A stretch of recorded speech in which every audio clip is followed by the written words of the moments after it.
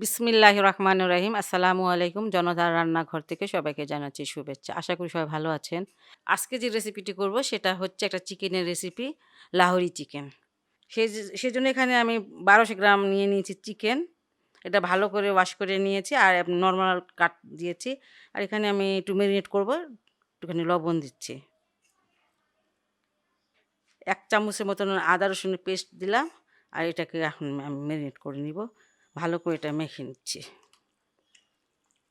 আদা রসুনের পেস্টটা এইভাবে মাখাবেন যাতে প্রত্যেকটা চিকেনের পিসেসের গায়ে লাগে।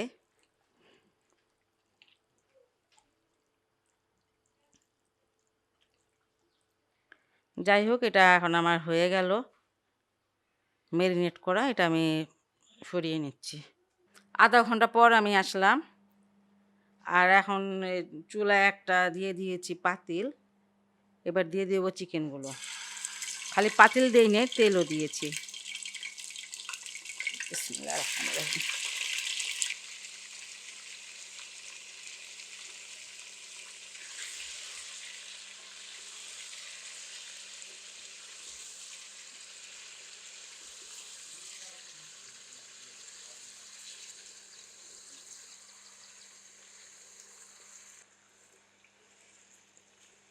চিকেনটা একটু ভেজে নিলাম। ভেজে নিয়ে মানে একটু কালারটা চেঞ্জ হয়েছে, এই পর্যন্তই শেষ। তারপরে এখানে আদা রসুনের পেস্ট আমি ২ টেবিল চামচ নিয়েছিলাম। কিছুটা দিয়ে আমি ম্যারিনেট করেছি আর বাকিটা এখন দিয়ে দিচ্ছি।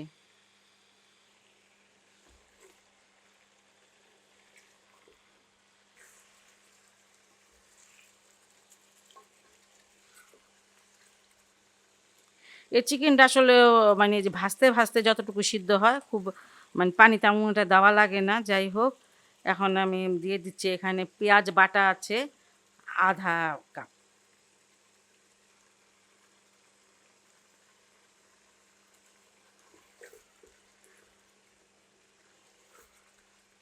এটাতে পেঁয়াজ বেটেই দিতে হয়।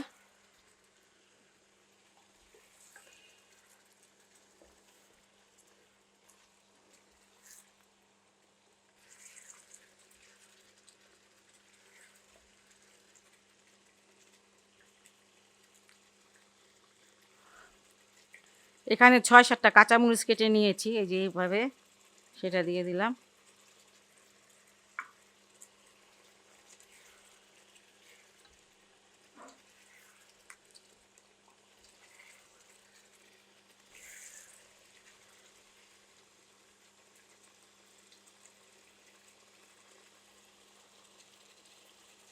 এখানে যে হলুদের গুঁড়া আধা চামচ দিয়ে দিলাম, মরিচের গুঁড়া ২ চামচ, ধনিয়ার গুঁড়াটা ২ চামচ, এইগুলো ছোট চামচের আর কি ২ চামচ।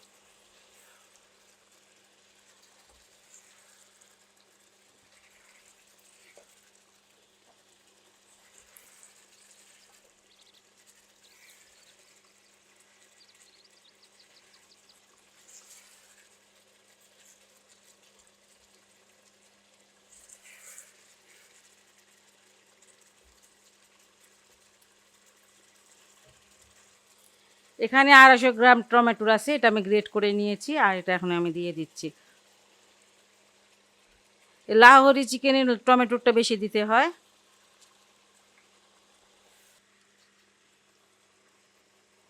লবণ দিয়ে দিচ্ছি কিছুটা, কারণ তখন আমি অল্প লবণ দিয়েছিলাম।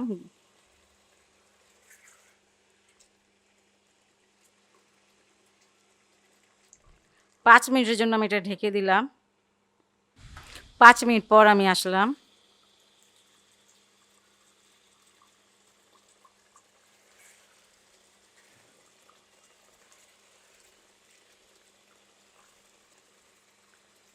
এখানে ভাজা জিরার গুঁড়া আছে, সেটা ১ চামচ আছে, সেটা দিয়ে দিলাম।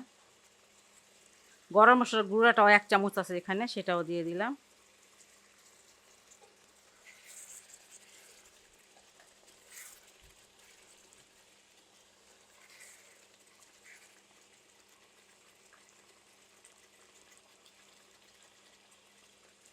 এখন পর্যন্ত কিন্তু আমি কোনো পানি এটাতে দেই নাই। এখন পর্যন্ত মানে কষাচ্ছি শুধু। আর এই যে এখানে দই আছে, একটু দইটা একটু ফেটে নিয়েছি, আর এখানে ৩ চামচ দই আছে। এই চামচটা।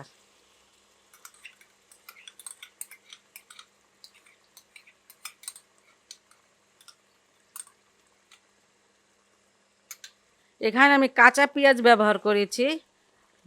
কাঁচা পেঁয়াজ বলতে কি বাটা পেঁয়াজ। আর এটা খুব ভালো করে কিন্তু কষাতে হবে। এটা পেঁয়াজটা যদি খুব ভালো করে কষানো না হয় তাহলে কিন্তু পেঁয়াজের একটা গন্ধ লাগে। যাই হোক, এটা মানে এইভাবেই রান্না করে উনারা, আমিও সেইভাবেই রান্না করতেছি। আর এটা খুব ভালো করে মানে কষিয়ে নিচ্ছি। এখন পর্যন্ত কষানো হয় নাই, ঝোল কিন্তু এখনও আছে। দই দিলাম, টমেটো দিলাম, কাঁচা পেঁয়াজ দিলাম, বাটা পেঁয়াজ দিলাম, সব কিছুতে পানি আছে। আর এই জন্য এটা ওই পানিতে এটা সিদ্ধ করা হবে। আবারও ঢেকে দিচ্ছি প্রায় 10 মিনিটের জন্য।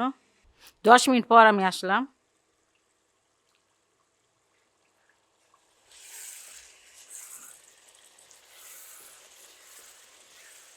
এই যে দেখেন, তরকারিটা আমি খুব ভালো করে কষিয়ে নিয়েছি। এই কষাতে কষাতে তরকারিটা নরম হয়েছে, মানে তরকারিটা না, চিকেনটা নরম হয়ে গেছে একদম। আর ভালো করেই কষিয়ে নিতে হবে। এখন আমি খুব কম একটুখানি পানি দিয়ে দিব।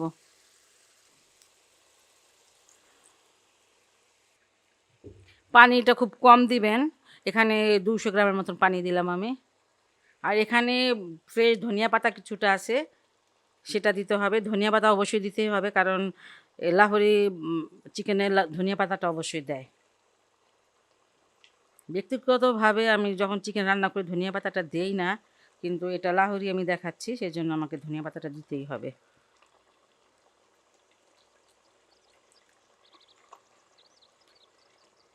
এই মুহূর্তে আমি আঁচটা একদম কমিয়ে দিব।